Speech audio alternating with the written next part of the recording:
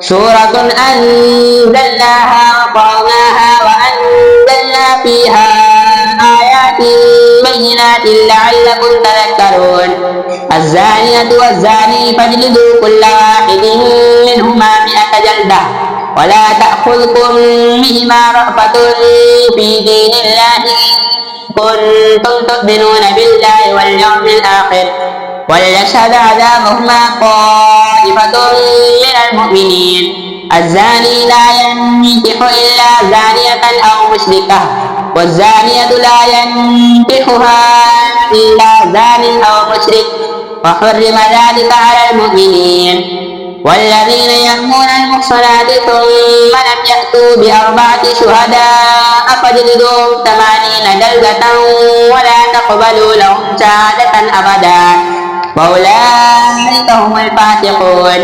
إلا الذين تابوا من بعد ذلك وأصلحوا فإن الله غفور رحيم. والذين يرمون أزواجهم ولم يكن لهم شهداء إلا أنفسهم فشهادة أحدهم 4 شهادات بالله إنه لمن الصادقين.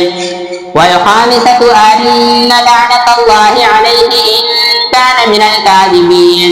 ويدرأ عنها العذاب أن تشهد 4 شهادات بالله إنه لمن الكاذبين. والخامسة أن غضب الله عليها إن كان من الصادقين. ولولا فضل الله عليكم ورحمته وأن الله تواب حكيم. Surat ke-100 sifari ke-8 Innal ladhina ja'u bil ifki usbatun minkum la tahsabu syarran lakum bal huwa khairul lakum likulli imri'in minhum maktasaba minal ithmi walladhi tawalla kibrahu minhum lahu 'adabun 'adhim. لولا إذ سمعتموه ظن المؤمنون والمؤمنات بأنفسهم خيرا وقالوا هذا إفك مبين لولا جاءوا عليه ب4 شهداء فإذ لم يأتوا بالشهداء فأولئك عند الله هم الكاذبون. ولولا فضل الله عليكم ورحمته في الدنيا والآخرة لمسكم فيما أخذتم فيه عذاب عظيم إذ تلقونه بألسنتكم وتقولون بأفواهكم ما ليس لكم به علم وتحسبونه هينا وهو عند الله عظيم. ولولا إذ سمعتموه قلتم ما يكون لنا أن نتكلم بهذا سبحانك هذا بهتان عظيم.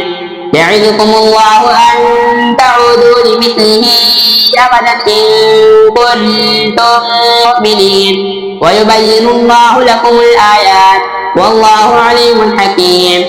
إن الذين يحبون أن تشيع الفاحشة في الذين آمنوا لهم عذاب أليم في الدنيا والآخرة والله يعلم وأنتم لا تعلمون. ولولا فضل الله عليكم ورحمته وأن الله رؤوف رحيم.